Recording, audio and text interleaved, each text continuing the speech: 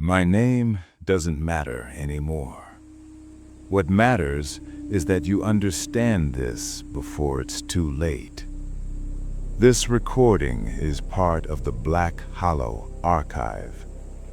Every person who tried to document this town either disappeared or stopped remembering why they came. Some of them are still here. They just don't know it. If you are listening to this right now, it means one of two things. Either you found this by accident, or Black Hollow already knows your name. Because this town doesn't haunt people, it keeps them. If you're listening late at night, keep the lights on. Subscribe to Death ReHaunt, because what you're about to hear isn't fiction and it isn't folklore. These are archived records of a town that should not exist anymore. Tonight, you're listening to Black Hollow, and by the end of this, you may realize you've been closer to it than you think. I first heard the name Black Hollow in a county records database that hadn't been updated in years. No photos, no tourist pages, no social media presence, just a name, a population count that kept changing, and a footnote that said, "Municipal boundaries unclear." That should have been my first warning. I'm an independent researcher. I document abandoned towns, forgotten disasters, places that fell through bureaucratic cracks. Most of the time, it's boring work, old paperwork, bad coffee, long drives. Black Hollow didn't feel boring from the start. It felt quiet in a way I couldn't explain. The road leading in was paved, but uneven, like it had been patched too many times without anyone remembering why. My GPS lost signal 5 miles out. The radio filled with static, then settled on a low hum that sounded almost like breathing. I remember thinking it was strange how quickly my phone battery drained, even though I wasn't using it. Then I saw the sign. Welcome to Black Hollow. Population 1,102. I passed it, drove another half-mile, and saw the sign again. Same scratches, same bullet hole near the letter O. I stopped the car and got out.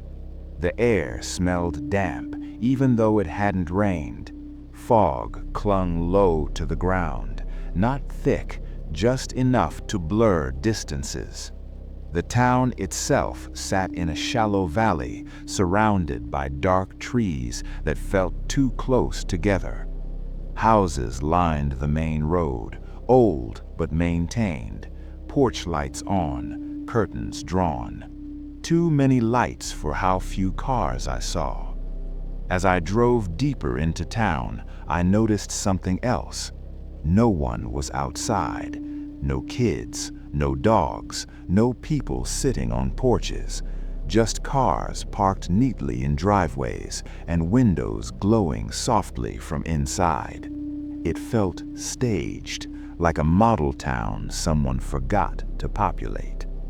I pulled into what passed for a town square, a diner, a hardware store, a gas station with only one pump working.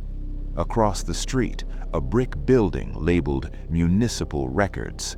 That's where I went first. Inside, the building smelled like dust and old paper. Fluorescent lights flickered overhead. A woman sat behind the counter, mid-40s maybe, dark hair pulled tight, glasses low on her nose. She looked up when I entered, then paused. Not surprised, not curious, just measuring. "Can I help you?" she asked. Her voice was calm, practiced. "I'm researching Black Hollow, historical records, census data." She nodded slowly, like she'd heard that before. "People usually don't come here for that," she said. "I get that a lot," I replied. She didn't smile. She slid a visitor log across the counter. "Sign in." The page was nearly full. Names, dates, times. I scanned the list and felt my stomach tighten. Some names appeared more than once. Same handwriting, same signature, years apart.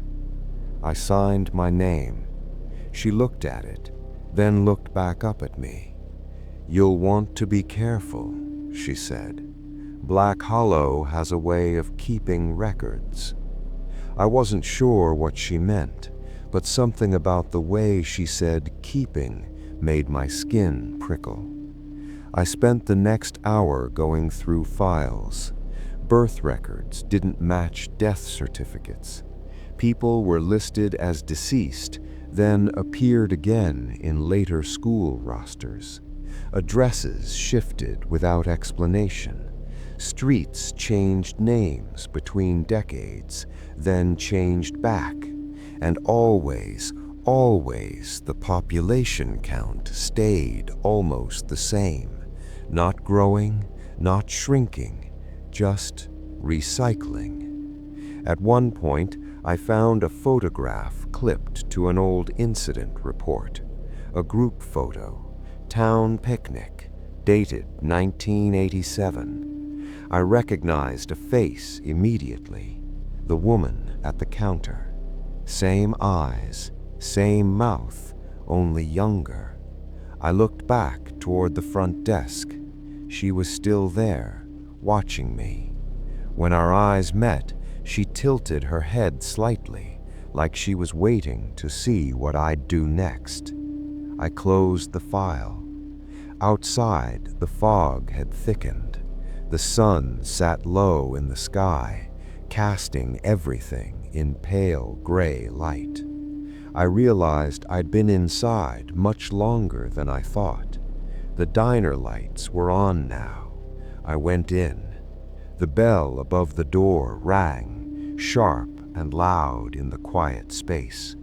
A few people sat in booths, eating slowly, not talking much.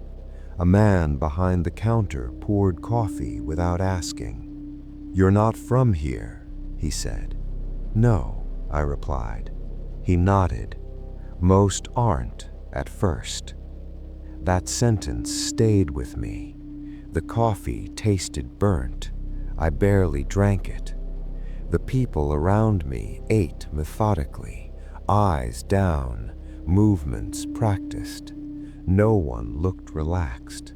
I asked how long the diner had been there. "As long as it needed to be," the man said. When I asked about Black Hollow's history, conversations slowed. Forks paused mid-air. Someone coughed. "Some towns die," the man continued. "Some don't know how." That night, I checked into the only motel in town, the Hollow Rest. My room smelled faintly of mildew and something older. The carpet felt damp under my shoes. The clock by the bed read 3:17 a.m., even though my phone said it was just past 9. I unplugged it. It stayed lit. As I lay in bed, listening to the hum of the building, I became aware of a sound beneath it, a low, rhythmic noise, like breathing, not mine. I didn't sleep much that night, and when I did, I dreamed of walking streets I hadn't seen yet, guided by voices that spoke my name like they had always known it. The second night in Black Hollow, I woke up convinced I'd missed something important. Not a sound, not a dream. Time. The clock beside the bed still read 3:17 a.m. I sat up and checked my phone. No signal, no notifications. The battery had drained again, down to 10%, even though it had been fully charged when I went to sleep. That's when I noticed the notebook on the desk. I didn't remember taking it out of my bag. It was open to a page I didn't remember writing on. Dates filled the margins, handwritten, tight, controlled lettering. Some of the dates were decades old, others hadn't happened yet, and all of them were crossed out. I stood there for a long moment, trying to convince myself I'd done it while half asleep. Stress, travel fatigue, a bad dream bleeding into reality. That explanation didn't sit right. I took the notebook downstairs to the motel office. The clerk from the night before was gone. In his place sat a man in his early 30s, dark circles under his eyes, posture stiff like he'd slept in a chair. "You're up early," he said. "Didn't really sleep," I replied. "Do people here have trouble with that?"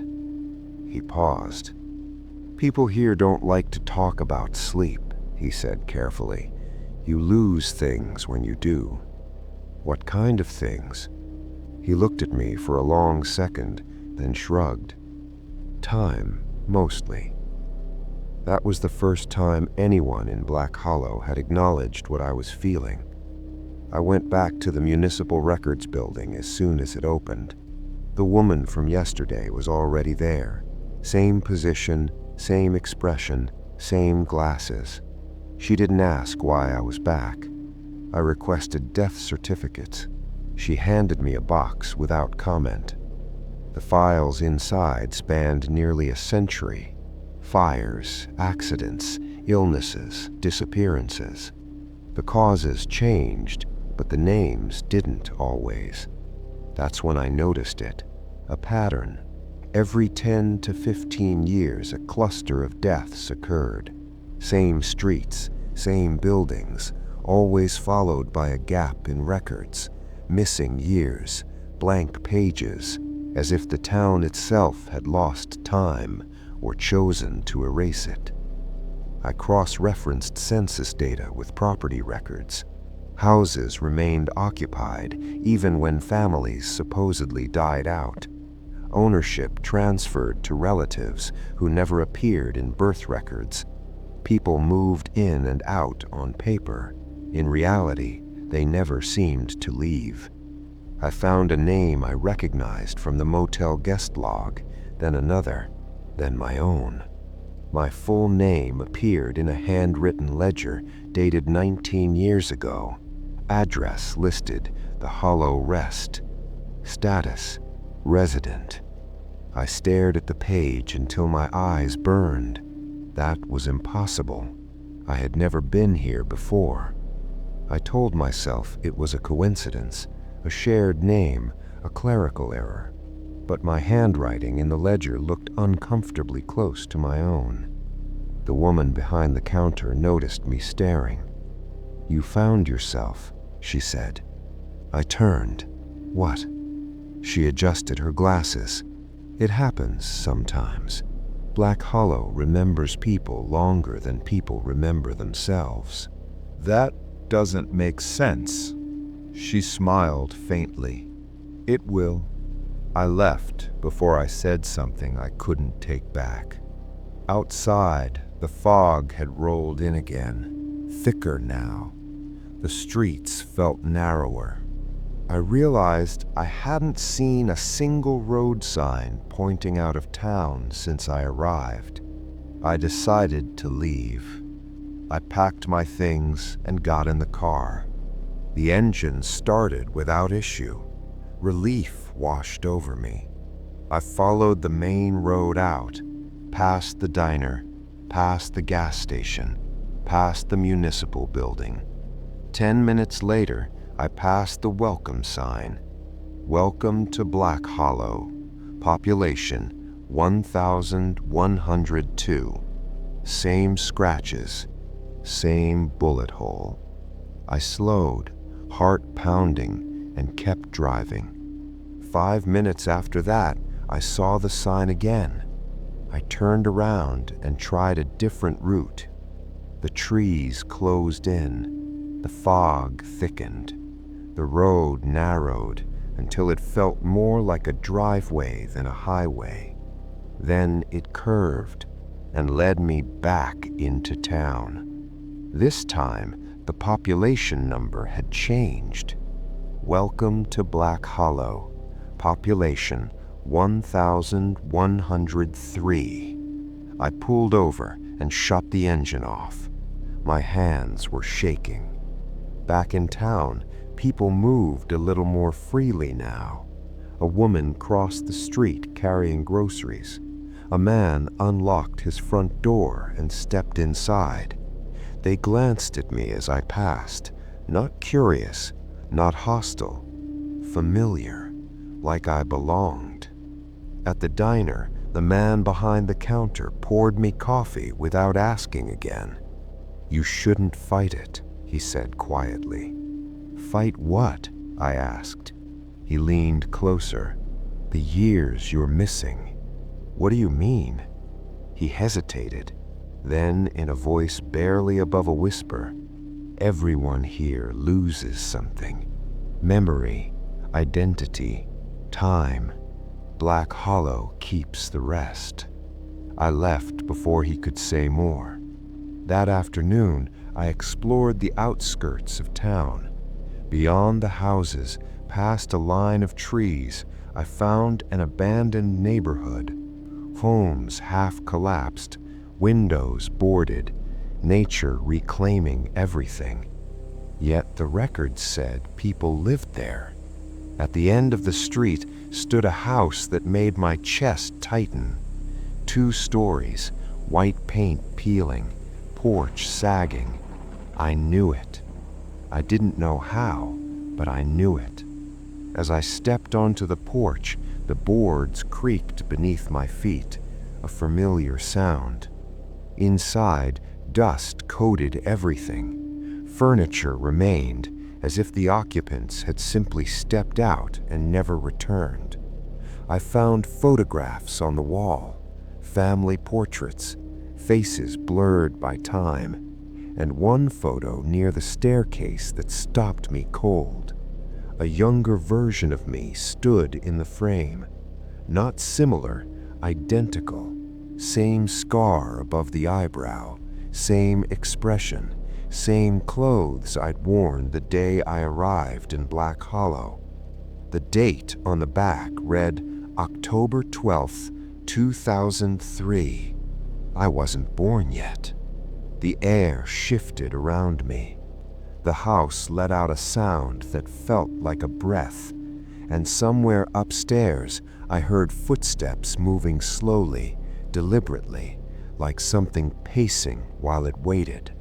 I left the house without running. Running felt like what Black Hollow wanted. That night, back at the motel, the clock still read 3:17 a.m. But this time, I knew it wasn't broken. It was counting. And whatever it was counting toward, I was already part of it. After I found that photo, I couldn't convince myself this was just a town with bad records. A mistake doesn't print your face on a picture dated before you were alive.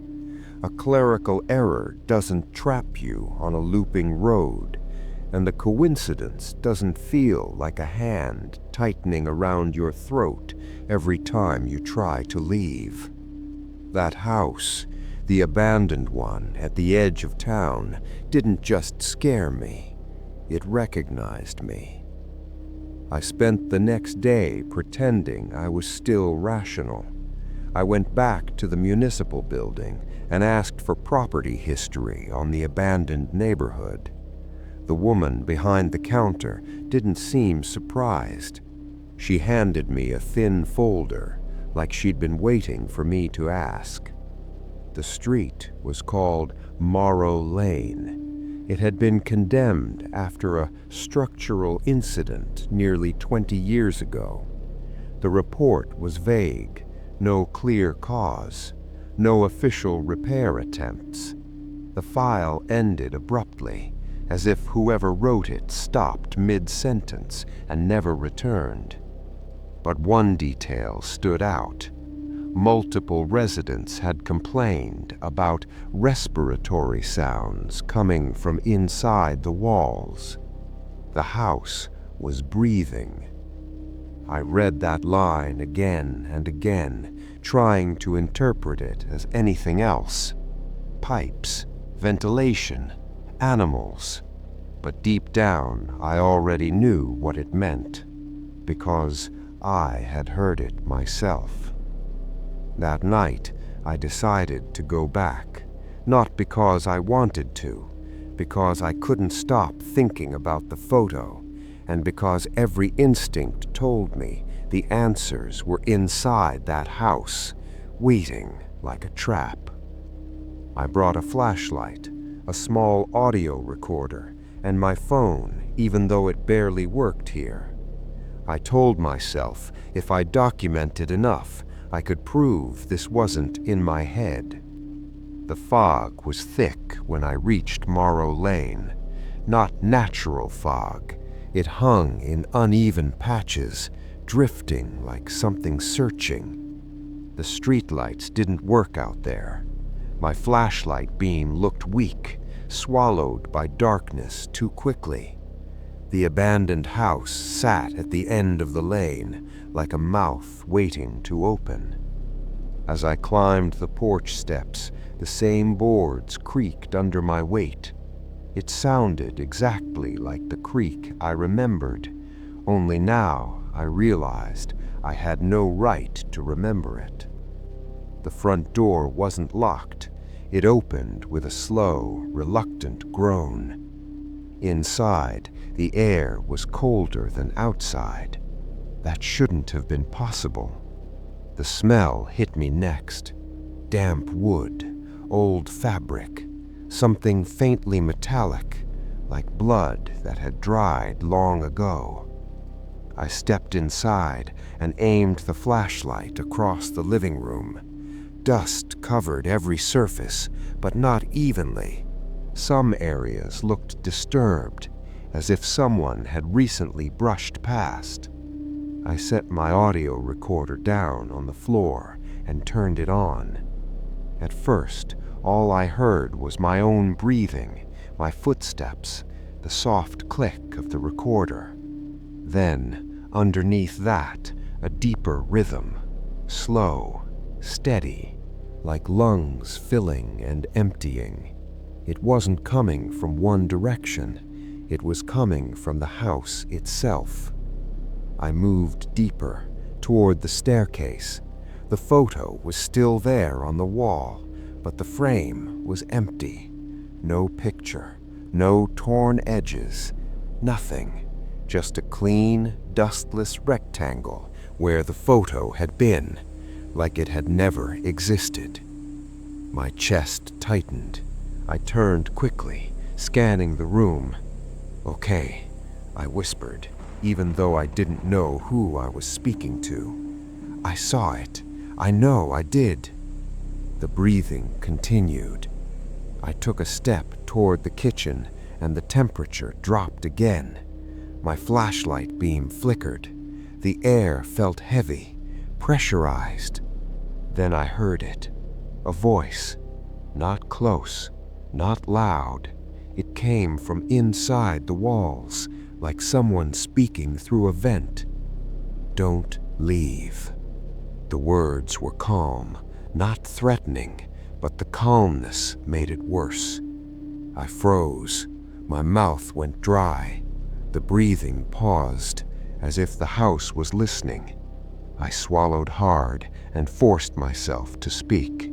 "Who are you?" I asked. The answer didn't come immediately. Instead, the floorboards upstairs creaked. One step, then another. Slow, barefoot. Someone was walking across the upper hall. I backed toward the front door without turning my back on the stairs. The footsteps stopped. Then, directly above me, I heard a soft thump, like something heavy kneeling on the floor. The breathing resumed, deeper now, like the house was pleased. I stepped outside and pulled the door shut behind me. I expected relief, but the air outside was wrong too. The fog had thickened around the porch, wrapping the house like a blanket. My car, parked halfway down the lane, was barely visible. I started toward it.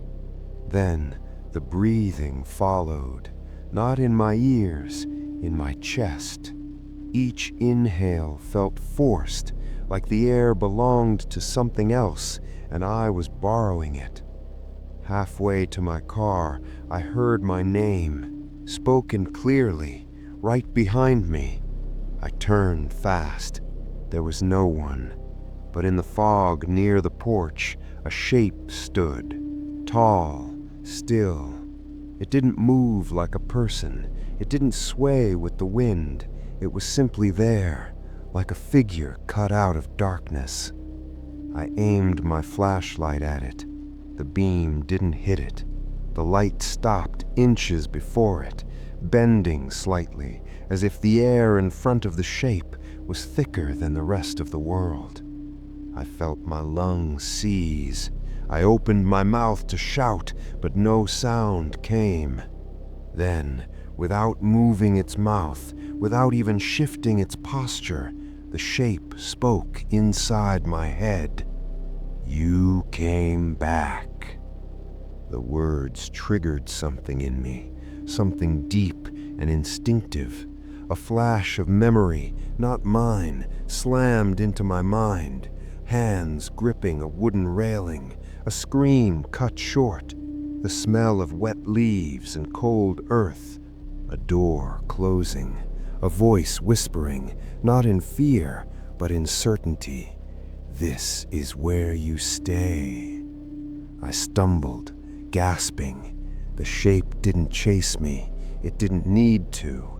The lane itself seemed to stretch, making the distance to my car longer than it should have been. When I finally reached it, my hands shook so badly I fumbled the keys. I started the engine, and the headlights cut through fog like knives. I looked back once. The house was gone. Not hidden, gone, as if it had folded into the darkness. But the breathing remained, in my chest, in my ears, in the rhythm of my own panic. I drove back to the motel, gripping the steering wheel so hard my knuckles burned. The lobby was empty when I entered. No clerk, no lights behind the desk, just the faint hum of the building. I went upstairs, locked my door, and checked the audio recorder. The recording played back my footsteps, the door creaking, my whispered question, then silence, then the breathing, clear as day, then a voice, low and close, not the same voice I'd heard in the walls. This one sounded like me. "You can't leave, not this time." I sat on the bed, staring at the recorder, my throat tight, because I hadn't said those words, but they were on the tape. And in that moment, I understood something that made my blood run cold. Black Hollow wasn't just a cursed town. It was a loop, and I had been here before, not as a visitor, as a resident, as evidence. And whatever had recorded my voice back then was still waiting to record it again. After that night on Morrow Lane, I stopped pretending Black Hollow was just a place. Places don't breathe. Places don't call your name. And places don't record your voice before you ever speak. The motel didn't feel safe anymore, but nowhere in town did. That night, I didn't sleep. I lay on the bed with the lights on, listening to the hum in the walls, waiting for the breathing to come back. It didn't. What came instead was worse. At exactly 3:17 a.m., the town went quiet. Not the normal kind of quiet. No wind, no distant engines, no insects. Even the low hum of electricity cut out all at once. Silence pressed in from every direction, thick enough to feel. Then the voices started. At first they were far away, murmurs drifting through the fog outside my window. Too soft to understand, too layered to be just one person. I moved closer to the glass. That was a mistake. The voices weren't outside. They were inside the walls. They slid through the building like sound through bone. Whispers overlapping whispers, rising and falling in uneven waves. Names were being spoken, not shouted, not cried. Spoken the way you say someone's name when you know they're already listening. I heard my name, not once, over and over again, each time in a slightly different tone.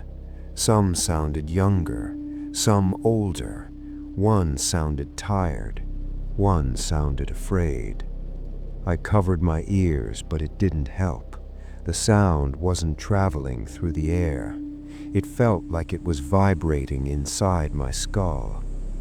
Then I heard other names, names I recognized from the records, from the photos, from the guest log. People who were listed as missing, people who were listed as deceased, people who were listed as residents, all at the same time. I stumbled out of the room and into the hallway. Every door along the corridor was slightly open. That hadn't been the case earlier. Dim light spilled out from inside some rooms. In others, darkness pulsed like something alive. I heard movement, slow footsteps, not running, not hurried, measured, like a procession. I followed the sound downstairs, my heart pounding hard enough to hurt. The lobby was full, not of people, of shadows. Shapes stood where chairs should have been, near the desk, by the windows, along the walls. They weren't solid, but they weren't smoke either. Each shape held the vague outline of a person, like a memory struggling to stay together. One of them turned toward me. I knew it wasn't human by the way it moved. Its head tilted too far, its posture bent in ways a living body wouldn't. When it spoke, its mouth didn't move. "Do you remember now?" I shook my head, backing away. "I don't know what you want," I said. The shape drifted closer. "We want to be counted," it said. Behind it, other shapes stirred. The whispers grew louder. "They forgot us," another voice said. "We stayed," another added. "We waited," a third whispered. The air in the lobby thickened. My chest felt tight again, like I was breathing through damp cloth. I turned and ran out the front door. The street outside was filled with fog and figures. They stood in doorways, on sidewalks, in the middle of the road. Some looked almost solid, some barely held together. All of them were facing the same direction, toward the center of town. I followed without thinking, pulled along by something deeper than fear. The voices guided me through streets I didn't remember walking before, past houses that hadn't been on my map, past buildings that didn't appear in any records. We reached the town square. The gas station lights flickered weakly. The diner was dark. At the center of the square stood the Municipal Records building. Its windows glowed. Inside, movement shifted behind the glass. The voices grew louder as I approached. "We keep us here," one voice said. "They write us down," another added. "They decide who stays," a third whispered. The front doors of the records building creaked open on their own. Inside, the woman from the counter stood waiting. She looked exactly the same, unchanged, unbothered. "You're hearing them now," she said calmly. "What is this place?" I demanded. She gestured around us. "A town that remembers." "That's not an answer." She tilted her head. "It's the only one you're going to get." The voices pressed in from all sides. The shapes crowded the doorway, their outlines flickering like bad reception. "They're not ghosts," she continued, "not the way you think." "Then what are they?" She finally looked tired. "They're records," she said, "memories that never finished being written." I felt something cold settle in my stomach. "You mean people?" She nodded. "People who tried to leave. People who forgot who they were. People who were forgotten." "And me?" I asked. Her gaze fixed on me. "You've been here longer than most." The building shuddered slightly, like it was reacting to her words. The whispers reached a fever pitch. "They came back," the voices said. "They always come back." The woman stepped aside, revealing a door behind the counter. It hadn't been there before. Darkness spilled out from it, thick and heavy. "That's where the rest of your file is," she said. My pulse thundered in my ears. "I don't remember dying," I said. She smiled, and this time there was no warmth in it. "That's because Black Hollow didn't let you." The door began to close on its own. The voices screamed, not in pain, in warning, and just before the door shut completely, I heard one final whisper, clear and close, spoken directly into my ear. "If you go in, you don't come out." I stood in front of that door for a long time. Long enough for the whispers to fade. Long enough for the shapes outside the records building to dissolve back into fog. Long enough to realize something important. Black Hollow wasn't forcing me to open the door. It was waiting to see if I would choose to. That was the first real rule of this town. Nothing here drags you screaming. It convinces you. I turned away from the door. The woman behind the counter didn't stop me. She didn't follow. She only watched, her expression unreadable. Outside, the town had resumed its slow, unnatural rhythm. Porch lights glowed again. A car passed by at a careful speed. Somewhere, a radio played faintly through an open window. If I hadn't just heard the voices, I might have believed everything was normal. That was the second rule. Black Hollow always gives you a chance to pretend. I decided to leave again, not because I thought it would work, but because I needed to understand what leaving really meant. I went back to the motel and packed everything, not neatly, quickly, like someone who expected to be interrupted.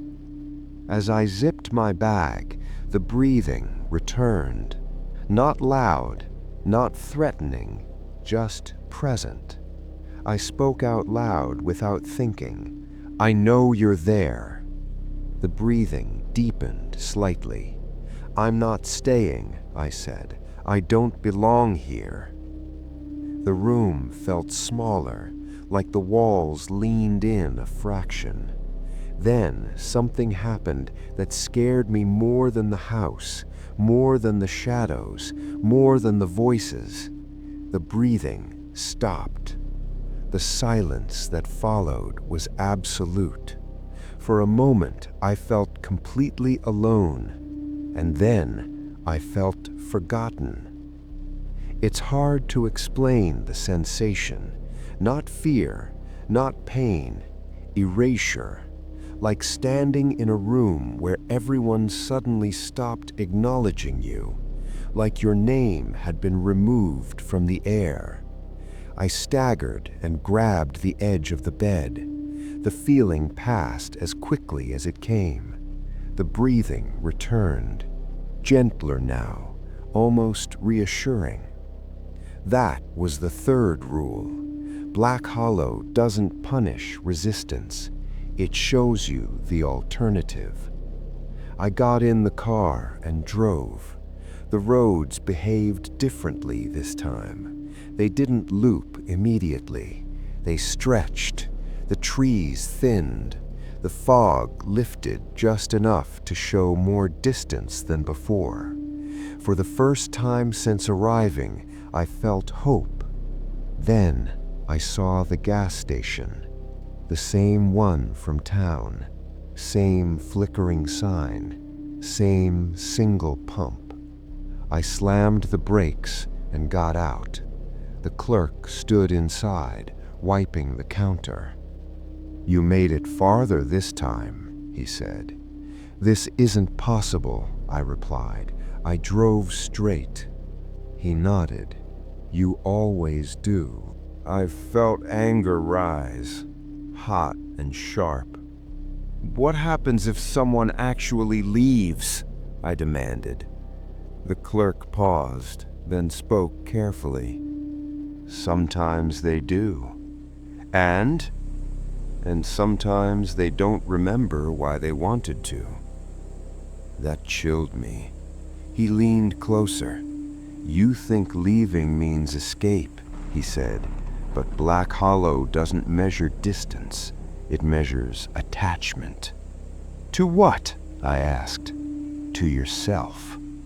That night, I stayed awake in my car, parked outside town limits that didn't really exist.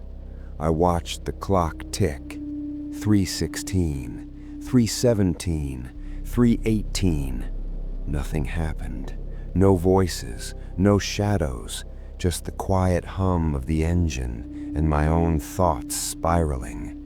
I remembered things then, not suddenly, not dramatically, small flashes.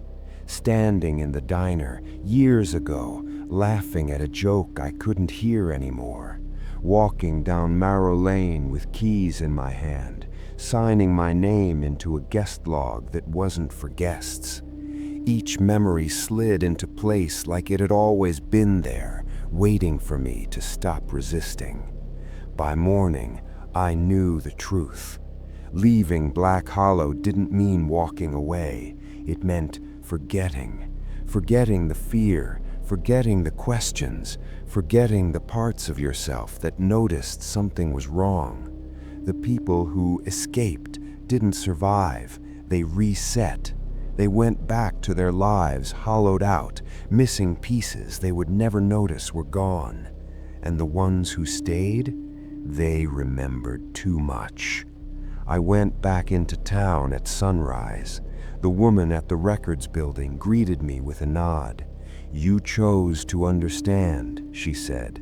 "I chose to remember," I replied. She smiled. "Same thing here." She led me behind the counter and opened the door I had avoided. Inside was a narrow staircase leading down. The air was cold, dry, preserved. "This is where the archive is kept," she said. "Not on paper, not on tape." "What is it kept in?" I asked. She looked at me. People. The stairs descended into darkness. From below I heard breathing, many breaths, in sync, waiting. And as I took my first step down, I understood the final rule of Black Hollow. You can leave or you can know, but you cannot do both. The stairs didn't creak as I went down. That was the first thing I noticed. Old buildings always make noise. They complain when you step where you shouldn't. They remind you that you're trespassing. These stairs were silent, too silent.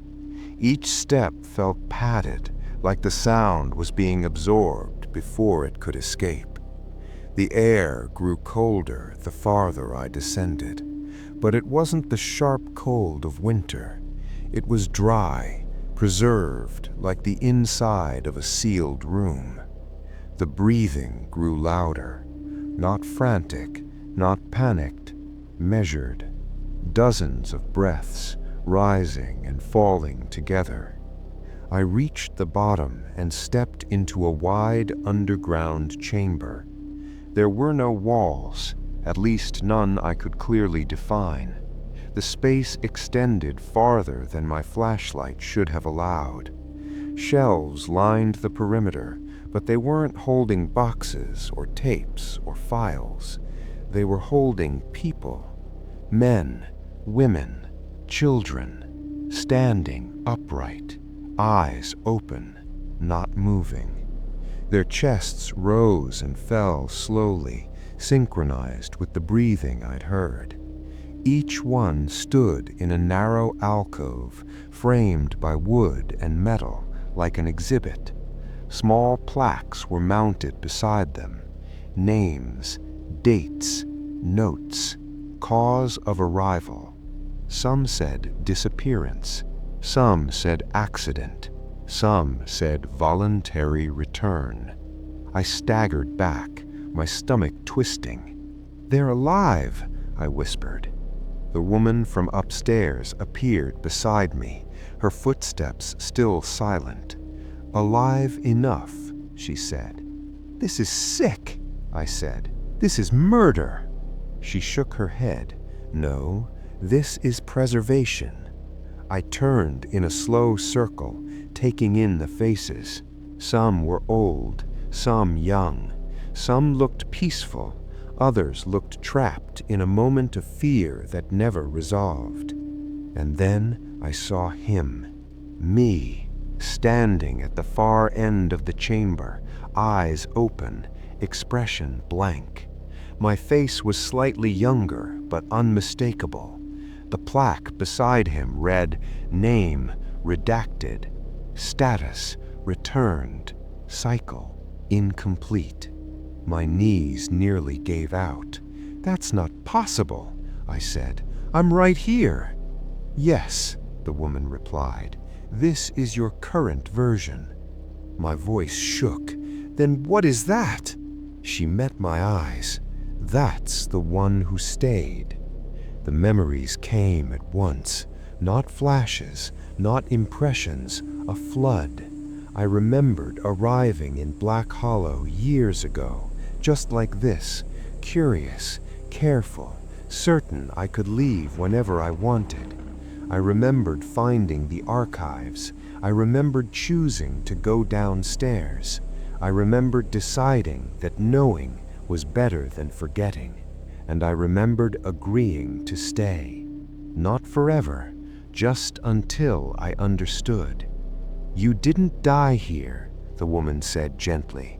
"You volunteered." "To do what?" I asked. "To record," she said.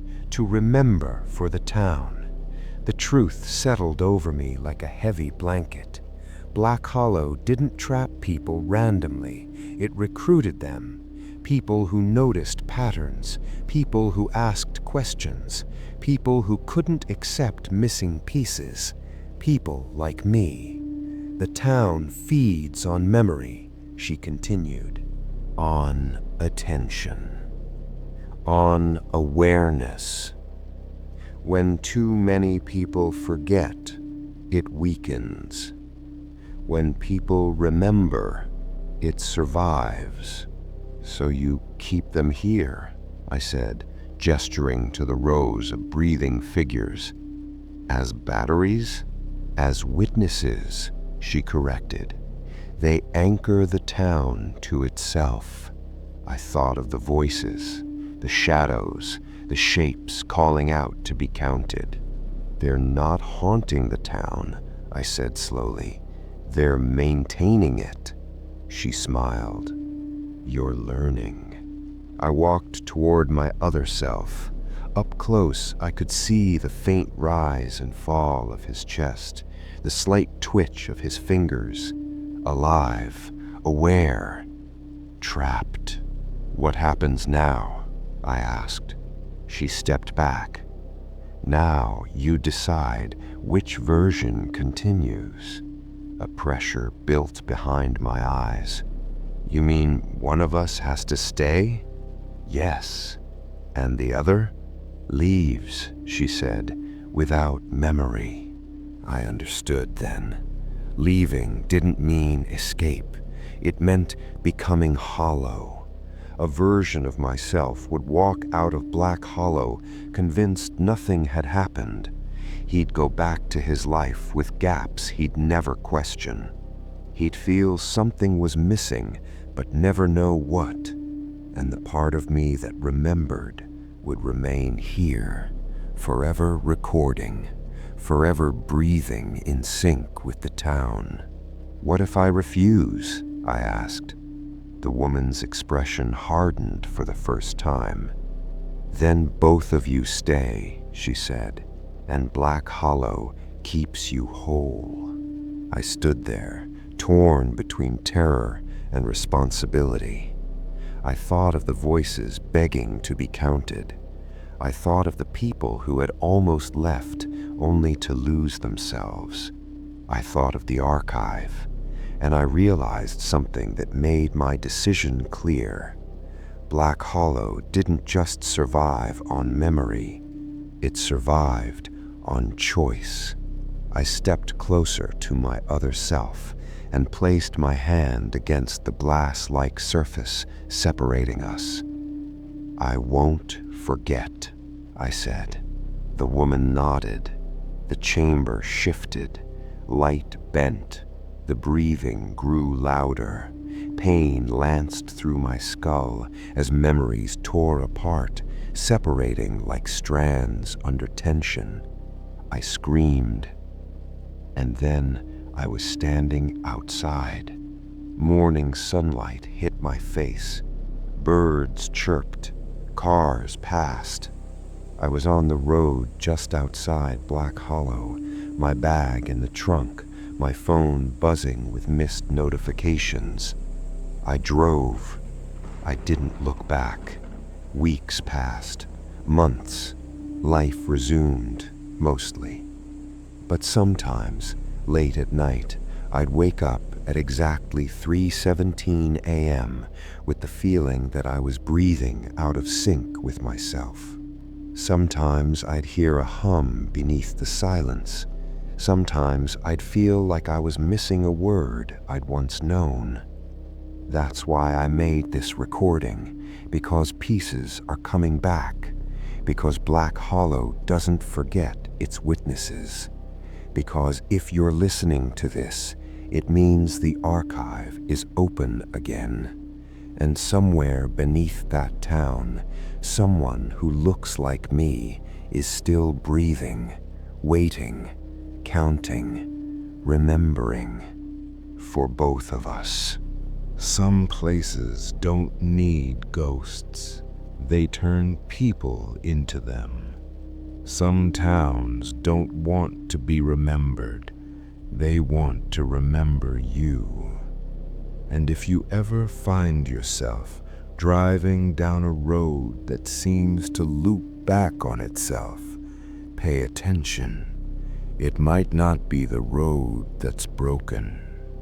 If this story stayed with you longer than it should have, subscribe to Death ReHaunt. We don't tell stories here. We archive them. And if you ever hear breathing where there shouldn't be any, don't assume you're alone. Black Hollow is always listening.